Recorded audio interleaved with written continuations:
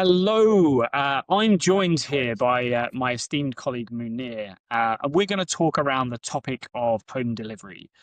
More specifically, we're going to talk around enterprise organizations or large scale, big, bulky furniture, appliance, and electrical home delivery, and why batch planning is an old school or an antiquated way of working. Mounir, one of the trends that we're seeing within the market right now, specifically focused on organizations and retailers that are looking at profitability metrics, many of those organizations are using legacy technologies. So things like fixed slot reservations and planning day one to the day two. Um, what I mean by that is we've got a certain number of deliveries that we can do per hour per van or per truck. I just want to sort of touch on today um, like a high level view on what challenges that particular planning style can cause for organizations in this space. Hey, Gary. So the truth is we are trying to address the new challenges the same way that we did in the past with always, and as you call, like batch planning system. But that just can't work anymore. We see more and more batch planning being no longer effective for big box, at least. And that's pretty much easy to understand when we start looking at how we buy and what happens behind the purchase, let's say online, for example. Let's take a quick example. You are the customer and I'm the retailer. Let's say you go online and you want to buy a new appliance. Obviously, at some point, I, as a retailer, will provide you a couple of options for the delivery. That will happen on an appointment, maybe 2 hours, 3 hours time window. Now, the view is at the time that I'm offering you that window and you are, let's say, picking and selecting one, I am committing to deliver you at that time. But the reality is, I have absolutely no idea whether I can or cannot perform that delivery on that specific day. And it may sound wild or even irrational, but that's the truth. And the reason behind is that at the time you are making that purchase and at the time I'm offering you window, I have absolutely no clue about who you are, where you live, what it is that you are buying. Is there any specific constraints that I need to take into consideration? I don't know, like skill sets from one of my crew members, for example, to install the appliance.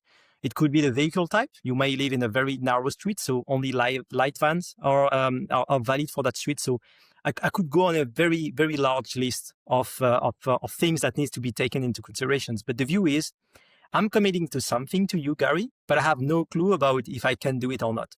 Best case scenario, I will be able to serve you, but at what cost? That's going to be a surprise, I would say. So that's the main challenge, I would say, in having a process including batch planning when we talk about big box. It's that view about that ability and capacity to deliver and absolutely no control on cost. And again, like one example that springs to mind for me is something like rattan furniture in the summer being super quick, versus somebody getting a new washing machine that installed and a recycling process. The length of those deliveries or pickups and additional value-added services, which is absolutely becoming, part of the future in terms of organizations, profitability, additional revenue capabilities, and so forth. Like those things can't be averaged out to a set number of slots per hour per vehicle. So, my takeaway is like where batch planning falls down with high volume customer driven brands is it's trying to work optionality after somebody's placed an order, you've accepted that. And then you kind of have 4 options that you really, really have to consider, which is deliver unprofitably, deliver outside of a selected window and risk that reputational damage, or maybe somebody's not available, not deliver at all and cancel the order, which is ultimately a revenue impact, and nobody wants to lose a sale and migrate them to a competitor for fear of future impact. Well, then the last one is choosing a 3PL or an alternative solution provider to deliver those products, because you can't utilize your own fleet, which is adding variable cost into your business, which is unpredictable at best.